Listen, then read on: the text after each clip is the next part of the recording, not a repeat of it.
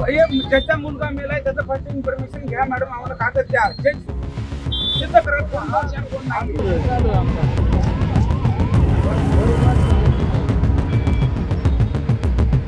काल जे प्रकरण घडली, जी घटना घडली, खूप वाईट घटना आहे. त्यामध्ये आमचे मित्र आहे, त्यांचा मुलगा 14 वर्षाचा मुलगा त्याच्यामध्ये एक्सपायर झाला.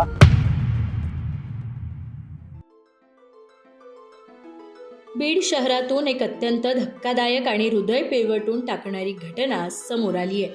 गोरेवस्ती परिसरात उघड्या विद्युत रोहित्राला चिकटून अवघ्या 15 वर्षाच्या मुलाचा दुर्दैवी मृत्यू झालाय.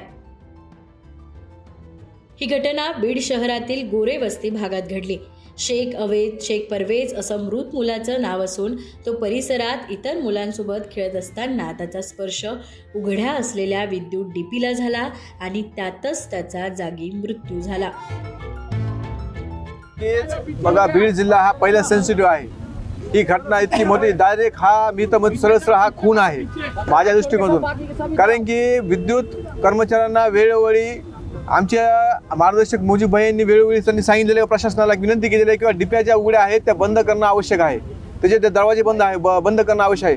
बऱ्याचशा ठिकाणी डीपीचे दरवाजे उघडे आहेत. अजून येणाऱ्या काळामध्ये अशी घटना होऊ नये या दृष्टिकोनातून संबंधित विद्युत कर्मचाऱ्यावर गुन्हा दाखल होणं गरजेचं आहे. आणि येणाऱ्या काळामध्ये प्रशासनाला विनंती करतो की त्या कुटुंबाचा जे कुटुंब आहे त्या कुटुंबाला कुठे न्याय द्यावा म्हणून आपण तात्काळ गुन्हा दाखल करणं, येणाऱ्या काळात आम्ही मोठे आंदोलन करू. की अशा घटना खूप होतील. जर वेळोवेळी जर याची दखल नाही घेण्यात आली तर ही घटना पुन्हा होणारच आहे. याचे जे कोणी जबाबदार आहे, बीड शहरामध्ये आपण कुठेही पहा, खूप डिप्या जे आहेत उघडेच आहे. तिथं एक जनावरांना सुद्धा आतमध्ये जातात, खूप वेळ जातात, जनावरांना सुद्धा गेलं. पण आता हे मनुष्यबळ हे जे चालू झालं आहे, काल जे प्रकरण घडली, जी घटना घडली, खूप वाईट घटना आहे. त्यामध्ये आमचे मित्र आहे, त्यांचा मुलगा 14 वर्षाचा मुलगा त्याच्यामध्ये एक्सपायर झाला. हे जे कोणी दोषी आहे, जे हायटेक कंपनी असो किंवा जे विद्युत पुरवठ्यामधले जे काही कर्मचारी आहे, त्यांच्या सगळ्यांवर जे तर अशा मनुष्यबळाचा गुन्हा दाखल झाला पाहिजे. जोपर्यंत असे गुन्हे दाखल होणार नाही तोपर्यंत हे लोक हे जे सेफ्टी जे काही करायचं आहे ते करणार नाही.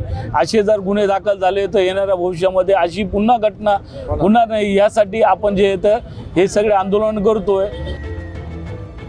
एका निष्पाप मुलाचा जीव गेला. आज प्रश्न फक्त एका कुटुंबाच्या दुःखाचा नाही तर आपल्या शहराच्या सुरक्षेचा आहे. उघड्या विद्युत डीपी, निष्काळजीपणा आणि प्रशासनाची ढिलाई याची किंमत अजून किती जणांना मोजावी लागणार हा प्रश्न अनुत्तरितच आहे. बाई माणूससाठी सुकेशनी नाईकवाडे, बीड.